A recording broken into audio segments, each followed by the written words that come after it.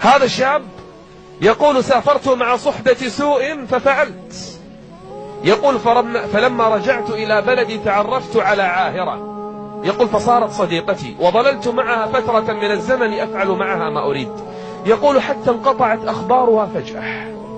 أتصل هاتف مغلق، كل ما أتصل وأرسل رسائل ما ترد علي، فازداد تعلقي بها وهيامي بها. سألت عنها فلم يجبني أحد، اختفت فجأة. يقول وبعد أيام جاءني اتصال غريب. ألو نعم، أنت فلان الفلاني؟ قلت نعم. قال حياك عندنا في المخفر، معك المباحث. إنا لله وإنا إليه راجعون. سويت؟ أنا ما عملت شيئا.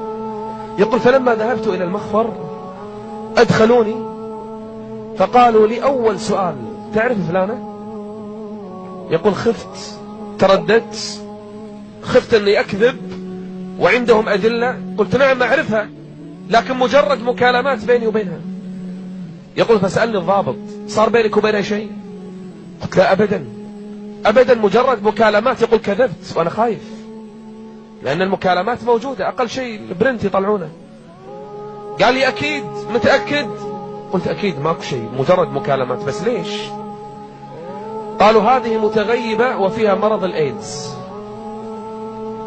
وثبت عندنا الآن نقلت المرض لعدة شباب، فنبي الآن نحمي الشباب الذين لها علاقة فيهم. قلت لا أقسمت أمامهم أنني ليست بيني وبينها أي علاقة.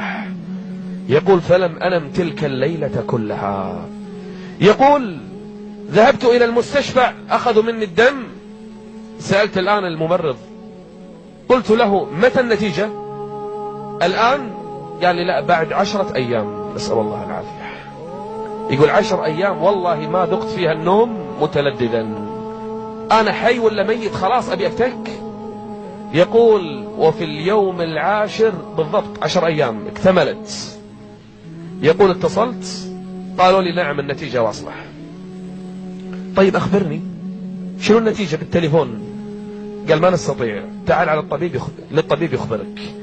يقول استحلفته بالله ما أقدر أسوق السيارة، أنا 10 أيام ما أنام، الطعام ما أكله، كل هذا العذاب لأجل لذة وشهوة ساعة. شوف ايش صار فيه، ما تسوى عليه، هذا غير عذاب الآخرة. يقول قال لي ما أقدر، تعال للمستشفى وعند الطبيب. يقول فلما وصلت والله أخطو خطواتي، بل الدرج الذي أصعده في المستشفى كل خطوة كأنها سنة من عمري، ضاعت سنة من عمري بكل خطوة. يقول لما وصلت عند الاستقبال قلت لهم أنا فلان الفلاني.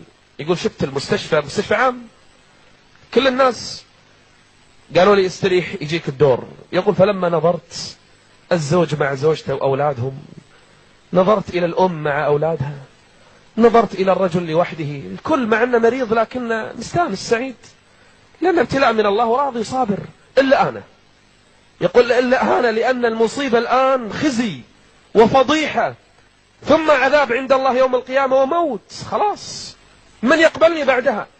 يقول فلما جلست يقول حتى جاء دوري فلان، قلت نعم أنا أدري أنه خلاص مصاب انتهى أمري، ولا كان قالوا لي حتى في التليفون. يقول فلما دخلت على الطبيب يقول أخذ يقلب الملف، قال لي أنت فلان؟ قلت نعم. يقول ينظر في التحليل وينظر إلي، أرجوك خلصني، أنت فلان؟ قال نعم أنا فلان. يقول ثم رفع رأسه ونظر في عيني ثم قال الحمد لله سلمت من المرض. يقول لا أدري إلا أنني خررت على الأرض وسجدت لله شاكرا، كأنه أعطاني حياة جديدة أخرى. يقول منذ تلك اللحظة إلى اليوم 5 صلوات في بيت الله كل يوم وليلة. يقول منذ تلك اللحظة إلى اليوم ما انقطعت عن كتاب الله يوما واحدا، منذ تلك اللحظة إلى اليوم ما رفقت صاحب سوء أبدا. أفمن شرح الله صدره للإسلام فهو على نور من ربه، فويل للقاسية قلوبهم من ذكر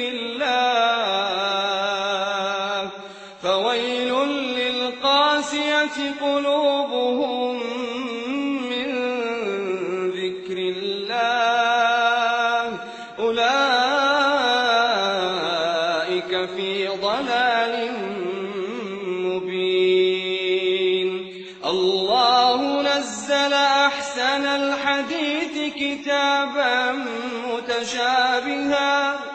كتابا متشابها مثانية تقشعر منه جلود الذين يخشون ربهم